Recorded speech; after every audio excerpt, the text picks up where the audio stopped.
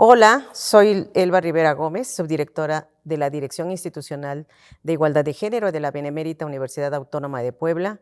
Bienvenidas, bienvenidos, bienvenides en esta semana que conmemoramos el Día Internacional de la Mujer Emprendedora y el Día de la Revolución Mexicana.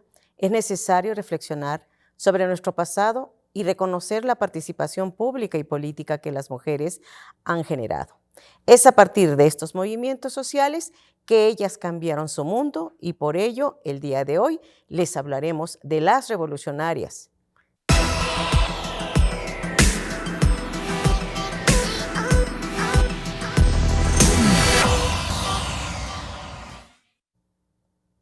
El día de hoy damos la más cordial bienvenida a la doctora Gloria Tirado Villegas.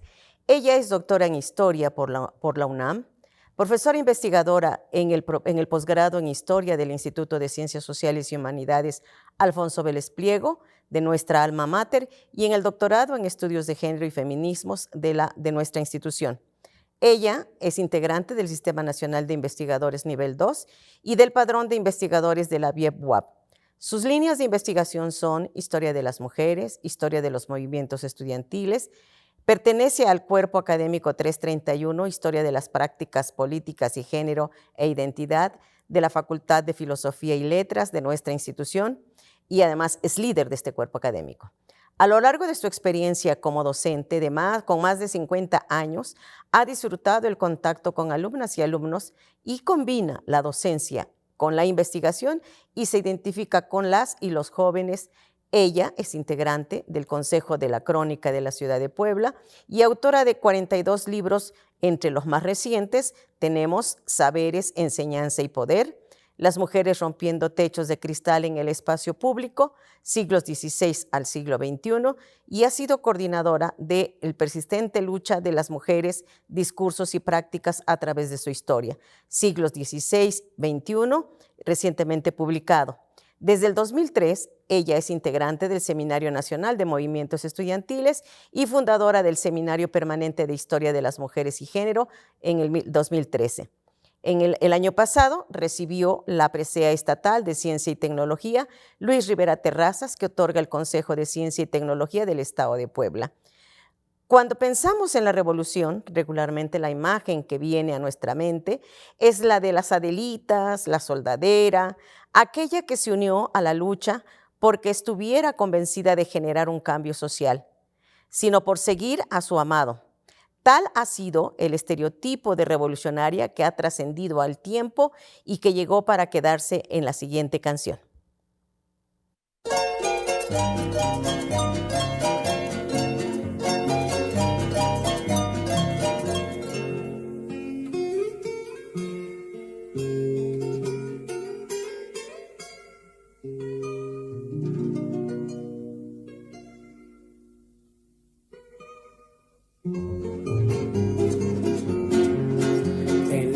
De una abrupta serranía, acampado se encontraba un regimiento y una moza que valiente lo seguía, locamente enamorada del sargento.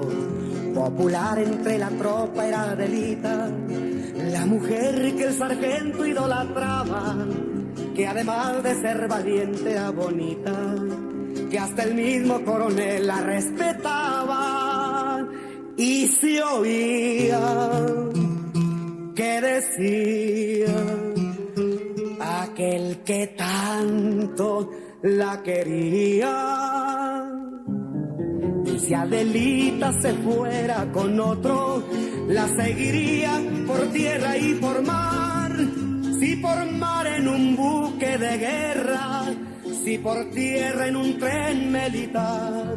Y si Adelita quisiera ser... La intención de este programa es que el día de hoy, a partir de las experiencias de investigación y esta parte importante que tiene que ver con el rescate y la visibilización de la historia de las mujeres, porque sin las historiadoras, sin la consulta de las fuentes, hoy no podríamos historiar las otras historias. Y en ese sentido, tenemos que señalar que en nuestra institución y en nuestra universidad, el hecho de que se haya abierto la línea de investigación de historia de las mujeres, pues nos permitió tener acceso, de por sí ya teníamos acceso a las fuentes, ¿verdad? Pero darle otra mirada, una mirada protagónica a las mujeres, en donde ellas, las mujeres que ocupan diferentes espacios, no solo la famosa Adelita, sino también las telegrafistas, las costureras, las cocineras, las mensajeras privadas, las espías, las prostitutas y muchas otras mujeres que no solo estuvieron en el espacio de la revolución, sino también en otros espacios que no fueron solo a la familia, cuando los campesinos y las personas que se sumaron a las diferentes tendencias y corrientes revolucionarias de nuestra revolución, pues participaron activamente. Y en ese sentido, tendríamos que decir que esta revolución que hoy conmemoramos, que conmemoramos en este año, tiene un significado muy importante. Un significado muy importante porque, pues, a 200 años de movimiento de independencia, a más de 100 años de la Revolución Mexicana, por fin las mujeres votaron masivamente. En 1955 fue la primera vez que ellas pudieron votar a nivel federal, pero podríamos decir que el siglo XX, finales del siglo XX y del siglo XXI, estamos hablando de otras ciudadanas y de muchas otras mujeres que lograron alcanzar espacios de representación, que ocupan cargos, que están ahí en los diferentes escenarios en la toma de decisiones, pero también las mujeres hoy están ocupando espacios como es hurgar el pasado, hurgar la historia. Y en ese sentido, Gloria, antes que nada queremos agradecer que hayas aceptado acompañarnos en este programa especial en donde sabemos de tu expertise. Y quisiéramos preguntarte cómo surge el interés en ti y por qué hablar de estas mujeres revolucionarias, de estas pioneras de la revolución en el caso poblano y en el caso de la Revolución Mexicana. Un poco para que ustedes puedan observar, pues tenemos dos libros, el de acá que fue coordinado por el Consejo, es el resultado de un evento organizado por la doctora Gloria Tirado con el Consejo de la Crónica, en donde se recopilaron los trabajos. Y bueno, allá en el otro tenemos otro trabajo que de una u otra manera presenta algunos de estos hallazgos que quisiéramos compartir con nuestro público, del día de hoy. Muchas gracias por invitarme. Muy contenta de estar con ustedes, con el público y compartir estos conocimientos sobre historia de las mujeres.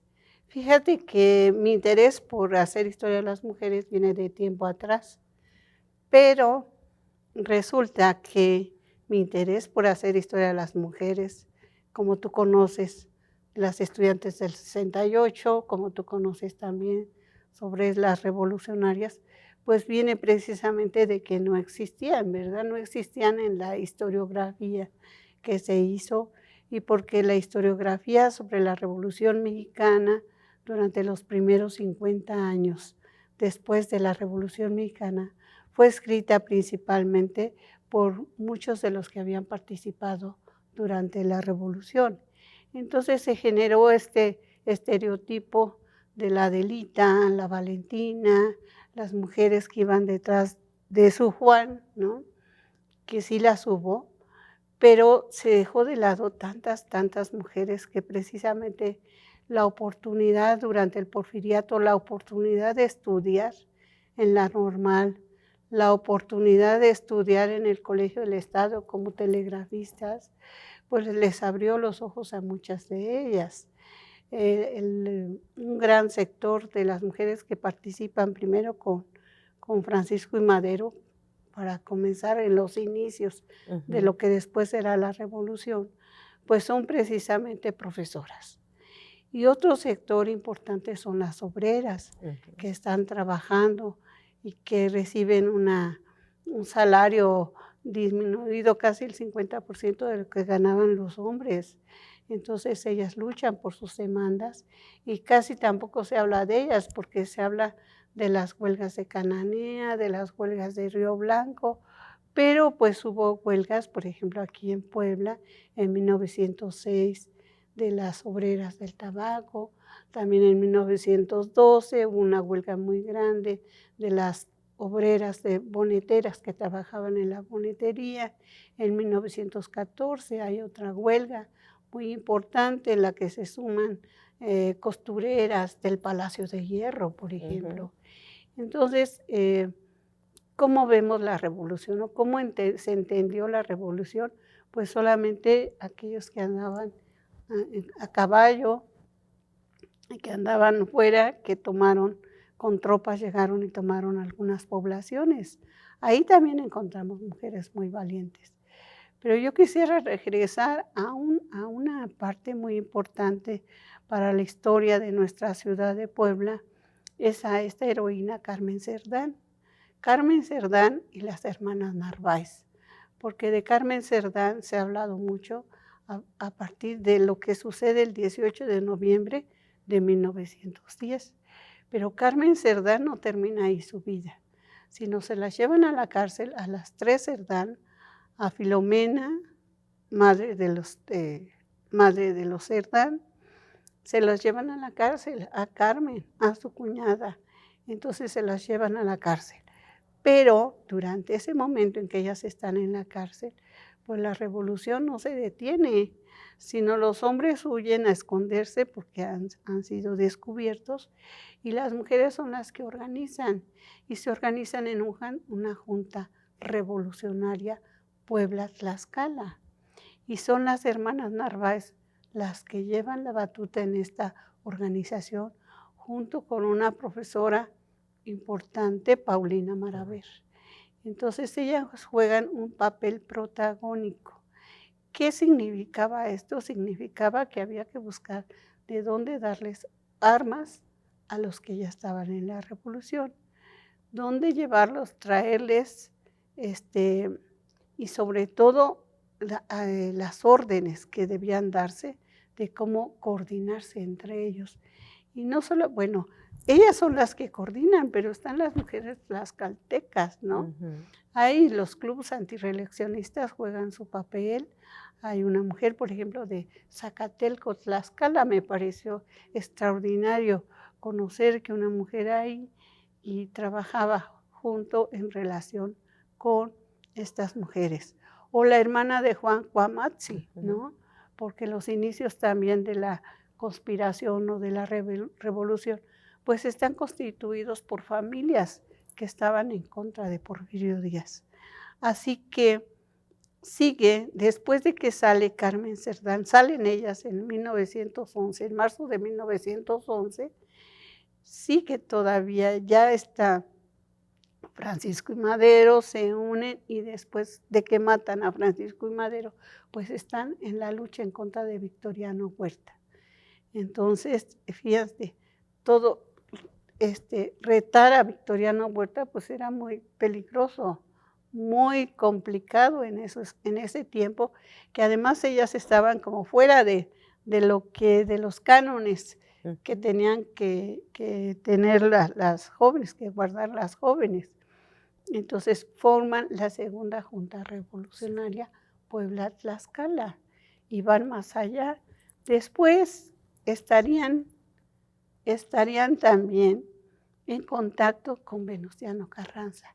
Y eso también me parece muy importante de señalar, porque es Guadalupe Narváez quien viaja primero, viaja a México, a la Ciudad de México, y después viaja a Veracruz para ponerse en contacto con Venustiano Carranza y ofrecerle que venga aquí a Puebla.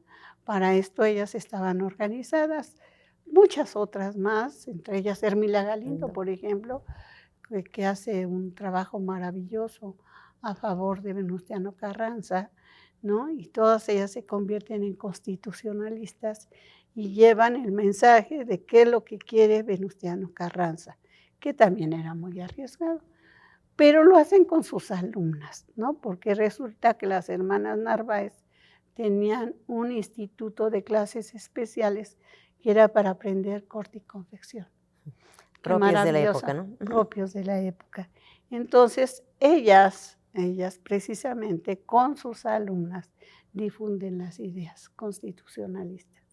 Y entonces viene Venustiano Carranza en 1914 a la ciudad de Puebla y se reúnen con él. Hay una fotografía donde está como era, ¿verdad? Con sus barbotas y su bigote, y están puros hombres, pero está Carmen Cerdán y Guadalupe Narváez, ¿no? Es una fotografía muy significativa porque ellas tienen una presencia política y en el poder, se puede decir, en el poder, y son ellas quienes apoyan. Por supuesto que la lucha de ellas no termina ahí, sino que se nombra a Francisco Cosco como gobernador de Puebla, de las fuerzas de Venustiano Carranza, pero Guadalupe se empieza a dar cuenta que muchas cosas de las que está haciendo Francisco Cosco no es lo que ella pensaba, y pues manda a decirle a don Venustiano que lo mal que está haciendo el gobernador, lo cual también era muy arriesgado. Y quiero decirte otra cosa que me parece interesante, que Guadalupe todo el tiempo utiliza mensajes con cifrados, ¿no? Con códigos cifrados que tienen que ver con su trabajo, es decir, manda a preguntar si ya llegó el número de hilos que había mandado a traer con las telas y las agujas, y quien recibía ese mensaje sabía que estaba hablando si ya llegaron las armas allá y que si vendrían y para cuándo estaría el paquete que ella había solicitado. Entonces, fíjate que pues así muchas utilizaron códigos cifrados, no nada más ellas, pero de parte de ellas me parece muy astuto que hubieran utilizado estos códigos muy de la costura, ¿no? De lo que ellas conocían muy bien. Entonces, fíjate que esta parte que venimos descubriendo me parece muy interesante retomarla porque merecen también un reconocimiento. Es decir, no solamente la Cerdán, sino también las hermanas Narváez, porque prácticamente Guadalupe continúa la lucha. Carmen Cerdán y Guadalupe se van a vivir a la Ciudad de México. Guadalupe ya se casa ya grande de edad allá y viven allá. Y Carmen pues seguramente consideró que las condiciones aquí no eran adecuadas para seguir viviendo en Puebla. Entonces se van las dos y luchan ahora por el reconocimiento también de los veteranos de la Revolución Mexicana, lo cual lo logran con Venustiano Carranza y que les dé los reconocimientos en 1936. Entonces quiere decir que son mujeres valientes, valiosas y estrategas. Y muy de la mano, y están algunos documentos que nos pueden decir, muy de la mano con Hermila Galindo, ¿no? Muy de la mano con otras mujeres que están, bueno, en su momento, Carmen Cerdán hace amistad con la esposa con Sara Pérez de Madero, la esposa de Francisco Madero, pero después va a conocer a otras mujeres que están relacionadas con la Cruz Blanca, y por eso aquí también en Puebla traen como una sección de la Cruz Blanca, en la cual pues se incorporan otras muchas mujeres. Entonces, ya que dije esto, el papel de las enfermeras es fundamental. Y las médicas también. Y las médicas. Pero, bueno, médicas, pues teníamos nada más a Herminia Franco. Herminia Franco, ¿no? Pero lo interesante aquí es que también muchas enfermeras que no eran enfermeras profesionales, porque en nuestro colegio del Estado se funda la Escuela de Enfermería hasta 1918, muchas enfermeras pues sabían por los cuidados, ¿no? Porque las mujeres siempre hemos estado al cuidado de la familia, al cuidado de los niños. Entonces no era para ellas cosa del otro mundo inyectar, vendar, suturar, etcétera. Y entonces juegan un papel muy importante, ¿no? En síntesis, podríamos decir que entonces estos papeles que desempeñan las mujeres van a ser las mensajeras, van a ser las que van a jugar el papel de enfermeras sin serlos, no solo las que están en los hospitales, sino las que están en los grupos revolucionarios, las cocineras. Y hablaste de 3 cosas muy importantes. Los clubes antireeleccionistas, donde las maestras juegan un papel muy importante, y también las obreras, que tendríamos que decir que estamos hablando de mujeres que ocupan diferentes espacios dentro del mundo de lo público, como decimos hoy, ¿no? Las obreras que coincidió sus propias condiciones laborales y esto las combinó a incorporarse al movimiento revolucionario por una parte, pero también están las mujeres letradas, aquellas. ¿Y qué papel jugaron las revistas? Porque también conocemos de que tú has trabajado las revistas femeninas. Sabemos que La Mujer Moderna fue una revista muy importante antes y durante estos años. ¿En Puebla hubo alguna revista en particular o algún medio que conocemos como la prensa donde ellas, usando un seudónimo, escribieran algo sobre las condiciones de las mujeres, o eso ocurrió en otras regiones? En Puebla, otras regiones encontramos varias periodistas, ¿no? Varias periodistas muy importantes. Ahorita que dice La Mujer Moderna, pues ya La Mujer Moderna se funda en 1915. Pero estaríamos hablando de que ellas repartían panfletos, y salían en las noches a repartir esos panfletos, a pegarlos incluso y a llevar. Y hay otro papel importante que tienen las mujeres, que esconden las armas. Ellas son las que ayudan a esconder las armas porque pasan desapercibidas, es decir, llevan también los recados, son espías, pasan desapercibidas como si fueran a la iglesia, ¿verdad? O van con su canasta, dice que van al mercado y ahí llevan comunicación y armas y los recados, ¿verdad? Que era muy importante. Entonces, ese es un papel necesario. Pero también vemos que las mujeres que aparentemente no participaron en la revolución, las mujeres que se quedaron en la ciudad, que se vieron afectadas, que es lo que yo recabé en este libro sobre las mujeres en la ciudad de Puebla, los revolucionarios de la revolución. Los hombres se van a la guerra, a la bola, ¿verdad? Pero otra parte de los hombres también mueren por las epidemias que están viviendo, que van pasando. Entonces, lo que se refleja en los documentos del archivo del ayuntamiento es que las mujeres solicitan el trabajo que estaba desarrollando su esposo, que a veces era el de mecánico, que a veces era el electricista, en fin. Y entonces hay un número de mujeres que van ocupando esos espacios, el espacio de los hombres, que tradicionalmente eran de los hombres, y que aprenden a trabajar y a desarrollarlo. Y lo otro también que aprenden es como enfermeras o también como bañistas, porque también por órdenes y por ¿cómo se llama? Por las epidemias, pues por órdenes de sanidad, tenían que bañarse. La gente no se acostumbraba a bañar como ahora lo conocemos. Entonces recurrieron a pedir también, a solicitar el trabajo de bañistas, ¿no? Ahí están. Y claro, la mayoría de las mujeres pues vivía y vendía, tenían sus fondas, sus fijones, sus restaurantes, y otras más se habían aprendido también en la escuela de artes y oficios, ¿no? Que inicialmente fue mixta, pero después ya se hizo segregada. Les enseñaban a las mujeres cocina, planchado 1, 2 y 3, ¿no?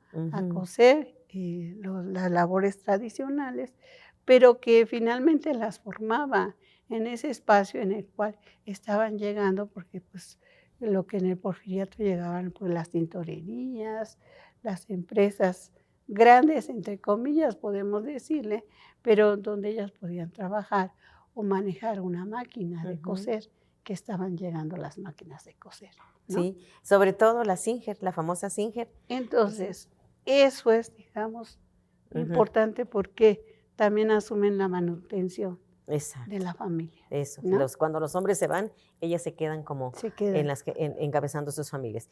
Y en este sentido, para cerrar, desde tu perspectiva, ¿qué nos faltaría para investigar sobre el papel de las mujeres poblanas en la revolución o en general? Nos falta investigar más sobre la red que fueron tejiendo, ¿no? Tenemos que hilar más fino sobre las redes que se fueron tejiendo, porque encontramos datos sueltos de que algunas de las constitucionalistas, por ejemplo, pero encontramos datos sueltos, por ejemplo, de una poblana, de Concepción Tirado, que colaboraba en la revista Moderna, pero ahora nos falta de dónde estaban, qué hacían, de dónde llegaron ellas, cómo se formaron, y yo creo que eso nos falta todavía de hilar mucho más fino, de conocer esas redes y conocer sus redes más allá de lo que serían los primeros años de la Revolución Mexicana, porque termina la Revolución, pero ¿qué sigue? ¿Qué hacen ellas? ¿A qué se dedican? ¿no? Okay. Gracias, Gloria, porque nos has ilustrado, sobre todo para nuestro público televidente, es muy importante recuperar esta memoria colectiva que tanta falta nos hace hoy en los momentos en que vivimos a nivel mundial. Y bueno, así hemos llegado al final de esta entrevista en Debates desde la Academia a través de TV Buap. Agradecemos la participación de la doctora Gloria Tirado Villegas y les invitamos a conocer las actividades dirigidas a la transversalización de las políticas de igualdad, prevención y atención de la discriminación y la violencia de género en nuestra universidad. Particularmente, el día viernes, el doctor Cirilo Rivera, responsable del área de masculinidades y cultura de paz, impartirá una conferencia en la preparatoria Enrique Cabrera de nuestra institución, y el maestro Jonathan Maldonado, responsable del área de diversidades sexogenéricas y discapacidades, realizará un círculo de reflexión sobre el Día de Remembranza Trans. Si quieren ustedes saber más de nuestra agenda, visítenos en el piso 7 de la Torre de Rectoría o llámenos al 2222-295500, extensiones 4660, 4761, y consulten nuestras redes sociales de Facebook y nos encuentran como DIGEWAP, en X como @DIGEWAP o en nuestra página de internet dige.wap.mx. Nos vemos la siguiente. Muchas gracias.